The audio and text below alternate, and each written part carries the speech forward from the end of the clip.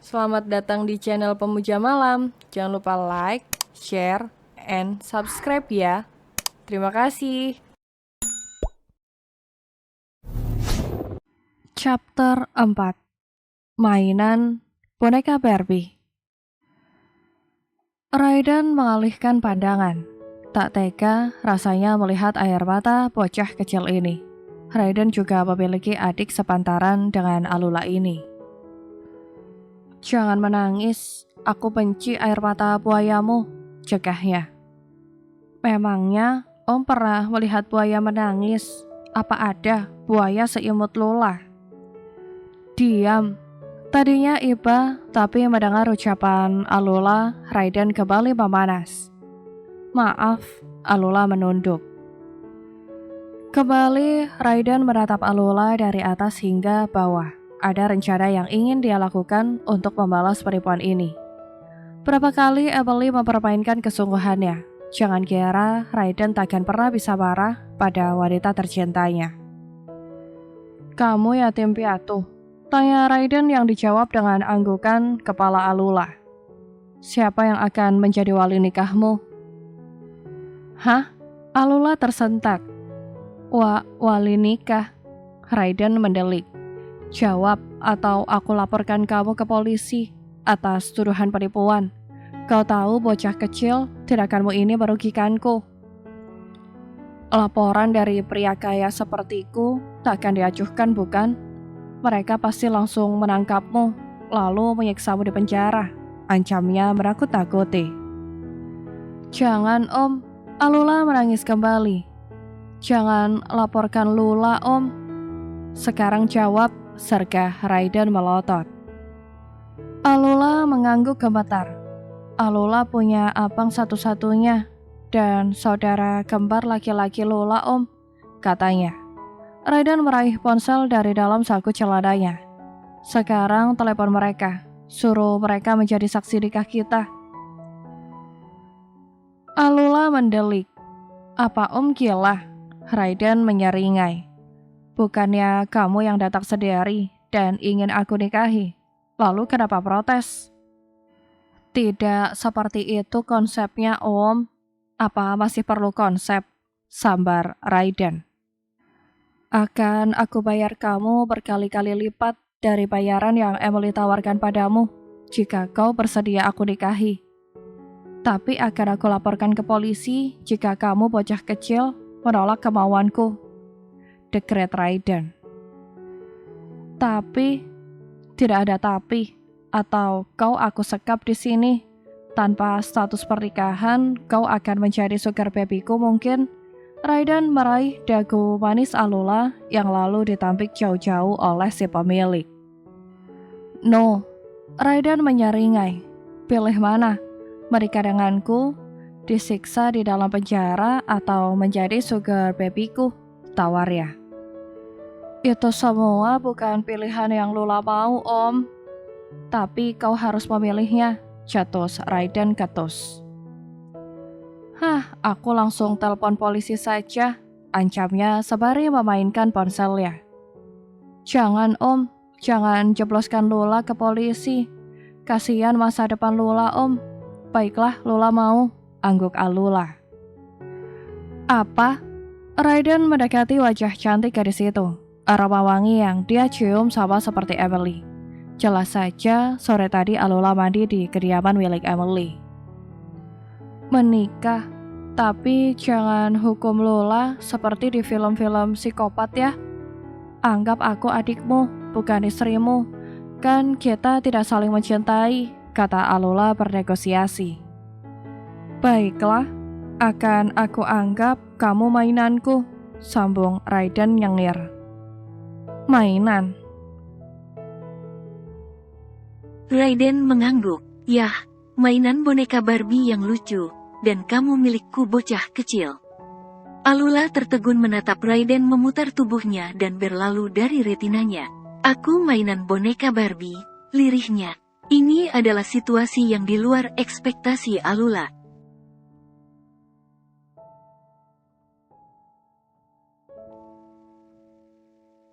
Patah hati adalah salah satu bentuk dari kelemahan manusia, Dari sini kita tahu bahwa manusia memiliki marwah yang sama.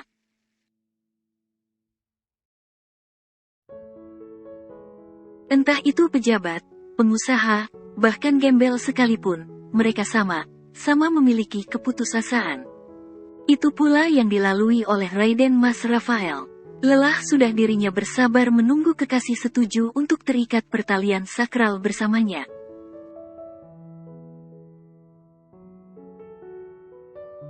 Namun nyatanya, Emily terus-menerus lari dari pernikahan, dan untuk kali ini ada yang ingin menunjukkan pada dunia, siapa pemilik dari nama Raiden Mas Raphael.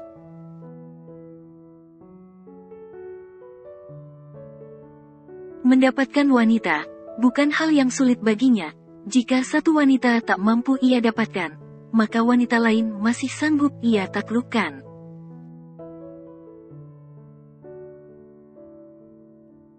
Uang berlimpah, paras teramat tampan, garis keturunan yang baik, semua itu cukup untuk menjerat gadis cantik yang dia suka.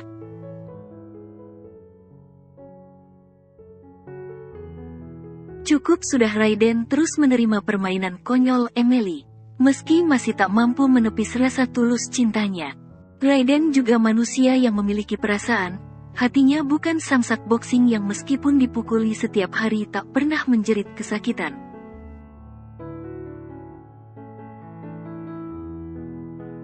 Raiden memutuskan untuk keluar dari kamar pengantin. Di depan pintu sudah ada Bastian berdiri tegak menyambutnya. Bagaimana, bos?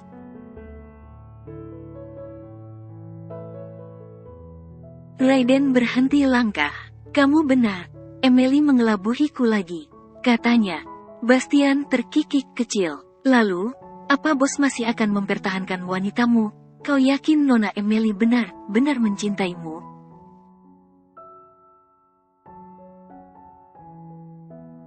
Tidak ada wanita yang menolak dinikahi pria hebat sepertimu, bos. Jika ada, berarti dia bermasalah. Ujarnya. Raiden nanar. Emily yang mengirimkan gadis itu padaku. Itu berarti, aku harus mengikuti permainannya. Kita lihat, akan seperti apa kehidupanku setelah ini. Ucapnya.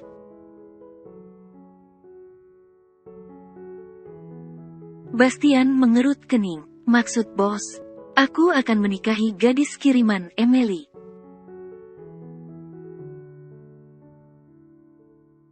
Bos serius? Bastian terkesiap. Menikahi wanita yang tidak sekalipun singgah di hatinya, apakah bisa? Kau cari tahu siapa bocah polos itu? Sekarang juga bawa wali nikahnya padaku, titah Raiden.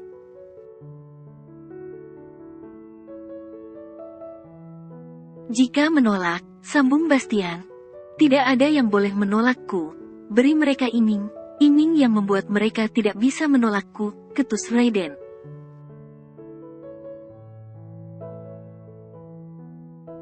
Oke, angguk Bastian. Itu perkara mudah. Raiden melangkah pergi menuruni anak tangga. Dia masih harus menemui tamu penting yang sudah tak sabar menunggu akadnya.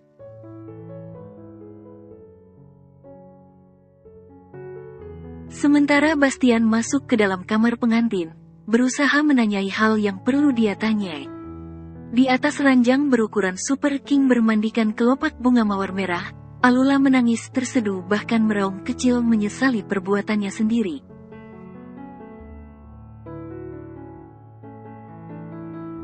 Sesekali memeras ingus dengan sarung bantal pengantinnya. Seandainya saja Alula tidak gegabah, pasti Alula takkan pernah berada di posisi sulit seperti ini.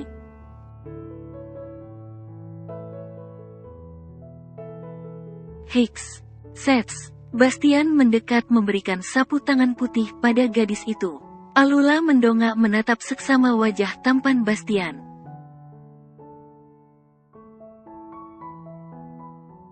Siapa Om? Om bukannya yang tadi kan? Pasti Om yang bilang ke Om Keong racun itu kalau aku bukan Nona Emily. Iya kan? Hah? Dasar Kang Ngadu, tukasnya.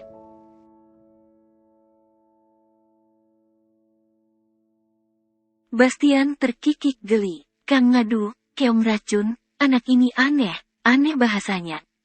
Iya, huhu, lagi Alula menangis.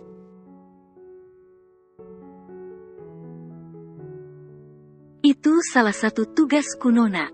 Pekerjaanku adalah mengawasi sesuatu yang mencurigakan. Kau tak pandai berbohong, makanya aku cepat mengetahuinya, kata Bastian.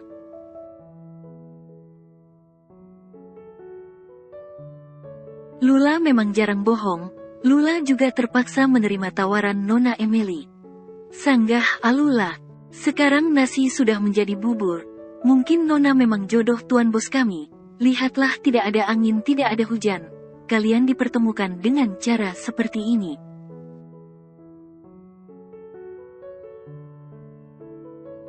Berjodoh dengannya adalah musibah besar, sambung Alula. Bastian terkikik sekali lagi. Rupanya anak gadis calon nona mudanya sangat lugas. Sepertinya Alula akan menjadi hiburan menarik sehari-hari di rumah hampa nan besar milik sang tuan.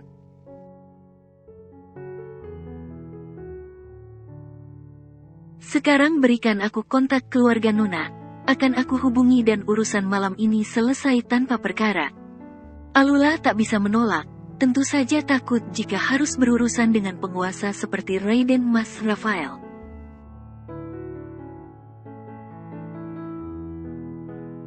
Alula menyaksikan sendiri. Uang dan rumah Raiden sangat tidak biasa. Sudah pasti Raiden bukan orang sembarangan. Bukannya mendapatkan rumah kembali, Alula justru menjadi sandera sang penguasa. Sepertinya masa depan suram menantinya.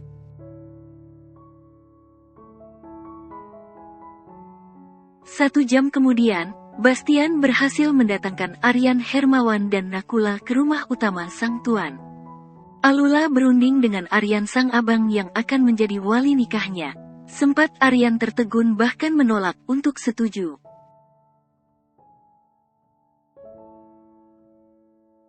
Nakula pun sangat menyayangkan sekali kejadian ini. Tapi situasi ini tidaklah mudah dilalui. 18 tahun bukan usia yang dilegalkan untuk menikah. Tapi Raiden akan bisa menyulap usia gadis itu agar menjadi legal.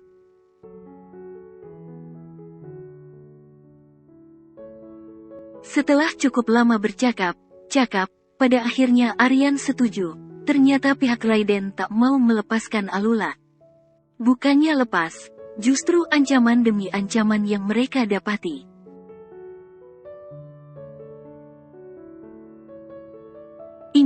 Iming seperti akan meraup keuntungan setelah pernikahan dadakan adiknya terjadi juga. Bastian katakan agar Aryan luluh lantak.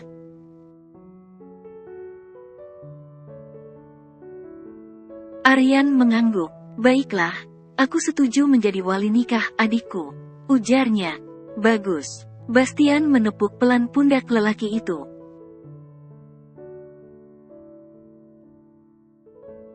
Aku yakin ini keputusan tepat.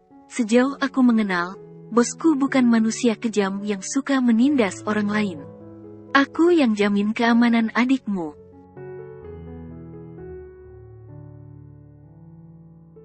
Terima kasih. Bastian dan Aryan menuntun Alula keluar dari kamar pengantin, menuruni anak tangga menuju meja akad yang telah siap dengan penghulunya.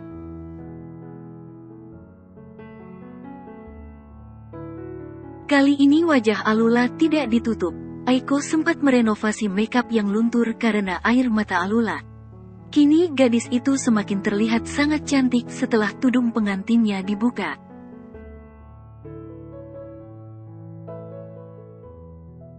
Raiden Mas Raphael akan melangsungkan pernikahan tanpa orang tuanya. Bukan tanpa alasan mengapa itu terjadi, sebab orang tua Raiden tak pernah menyetujui hubungannya dengan Emily.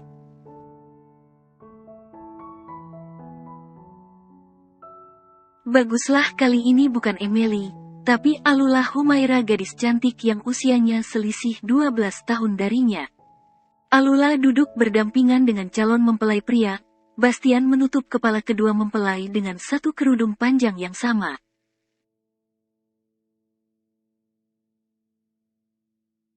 Sekejap saja Raiden mampu menghafal nama Alula Humaira beserta bintinya.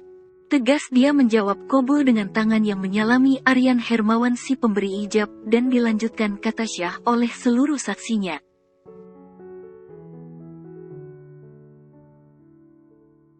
Alula menitihkan air mata.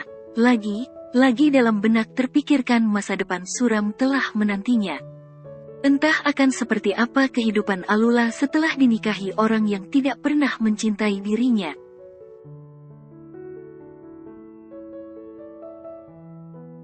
Bastian memeluk sang tuan. "Selamat bos, semoga kebahagiaan selalu menyertaimu," ucapnya.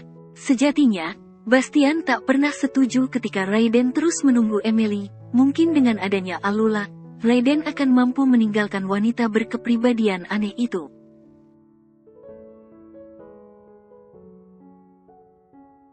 "Terima kasih," jawab Raiden. Lalu atas dasar apa Raiden menikahi Alula? Tentu saja bukan karena cinta. Bagaimana bisa mereka saling mencintai?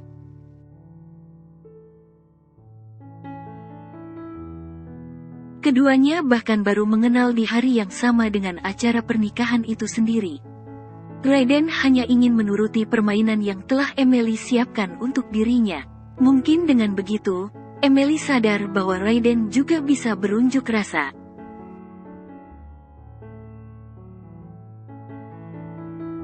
Jodoh itu misteri. Buktinya Raiden dan Alula menikah padahal tidak pernah saling mengenal sebelumnya. Terlepas dari bagaimana cara mereka bersatu, tapi ada ikrar pernikahan yang sakral telah mengikat hubungan keduanya.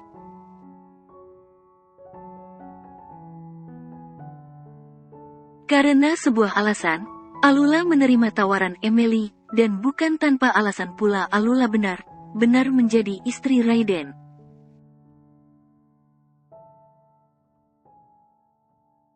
Alula takut berurusan dengan manusia sekelas Raiden, tapi semoga saja Raiden tak melampiaskan kemarahannya pada Alula.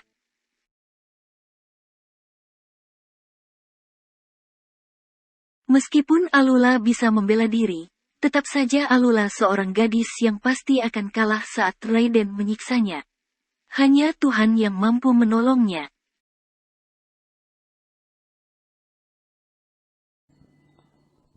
Bersambung.